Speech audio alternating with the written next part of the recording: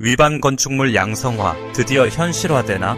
혹시 위반 건축물이라는 이유만으로 내 집이나 상가가 제대로 거래되지 못한 경험이 있으신가요? 건축물 대장에 주홍글씨처럼 찍힌 위반 표시 때문에 팔지도 못하고 임대도 어렵고 심지어 금융 활용까지 막혀 곤란했던 사례가 많습니다. 그런데 최근 국회와 정부에서 들려오는 소식에 따르면 올해 말이나 내년 2월경 새로운 양성화 법안을 준비한다고 합니다. 여기에 대해서는 송파구가 작년부터 위반 건축물 양성화를 위해서 자체적으로 추진하고 있으며, 여기에 대해서 제가 6개월 전에 송파구 위반 건축물 합법화 될 수 있을까라는 제목으로 영상을 올렸습니다. 이번 시간에는 그동안 문제가 되었던 위반 건축물의 현실과 양성화가 적용될 경우 달라질 점들을 정리해드리겠습니다. 부동산 보유자뿐만 아니라 투자자와 실수요자 모두가 꼭 알아야 할 중요한 내용입니다. 위반 건축물 왜 문제일까? 위반 건축물로 지정되면 단순한 낙인에 그치지 않습니다. 매년 부과되는 이행강제금부터 시작해서 각종 제약이 꼬리를 물고 따라옵니다.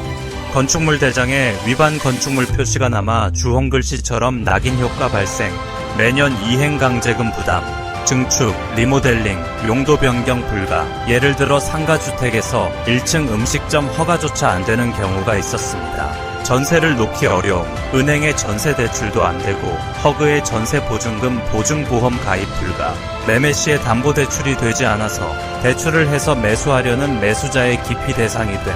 즉 집을 가지고 있어도 제값을 인정받기 어렵고 활용도가 크게 떨어집니다.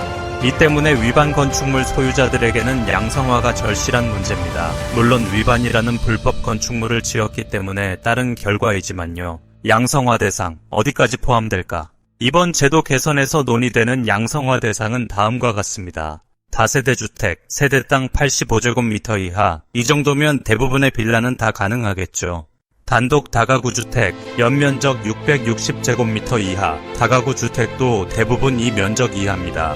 근린생활시설을 주택으로 사용하는 경우, 예를 들어 1부터 2층은 근생으로 허가받았지만 실제로는 주택으로 쓰는 빌라 등이 해당합니다. 다만 이 경우는 아직 불확실성이 크며 정부가 발표한 9.7 대책, 도심 내 공실상가, 업무시설 등의 용도 변경으로 신속하게 주택을 공급할 수 있도록 제도 개선 방안 마련하겠다고 했으니 추가 가능성이 열려 있습니다. 해제 기준, 어떻게 달라질까? 양성화가 적용되기 위해서는 일정 기준을 충족해야 합니다. 이번에 논의되는 조건은 다음과 같습니다. 건물의 안전위생 방화 기준 충족, 이행강제금 체납이 없을 것, 주차장 추가 설치 의무 면제, 현재 법상 주택은 최소 2세대당 주차일 때 충족해야 합니다. 이걸 면제해준다는 겁니다. 법 시행일부터 1년간 한시 적용, 즉 불법 요소가 있다고 하더라도 기본적인 안전과 관리 요건을 충족하면 양성화 기회를 얻을 수 있습니다. 양성화 효과 얼마나 클까? 양성화가 이루어지면 무엇보다도 자산 가치와 활용도가 크게 개선됩니다. 건축물 대장이 정상화되어 매수자의 대출을 통한 매매가 가능해져서 매매가 자유로워짐, 임대차 거래 활성화, 은행의 전세 대출이나 허그의 전세 보증금 보증보험이 가능, 재건축, 리모델링, 용도 변경 가능, 건축 행정이 자유로워짐, 장기적으로 부동산 자산가치 안정 및 상승 효과, 그동안 애물단지처럼 방치되던 위반 건축물이 정상 부동산으로 편입되면 소유자뿐 아니라 시장 전체에도 긍정적인 파급 효과가 예상됩니다.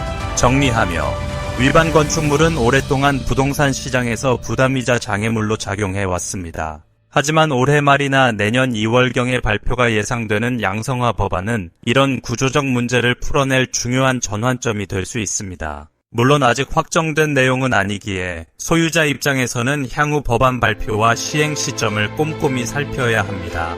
다만 분명한 것은 이번 조치가 위반 건축물 소유자에게는 새로운 기회가 되고 시장 전체적으로도 유동성을 높여줄 수 있다는 점입니다. 위반 건축물 문제로 답답함을 느껴온 분들이라면 이번 변화에 주목해야 할 때입니다. 이상 끝까지 시청해 주셔서 감사합니다.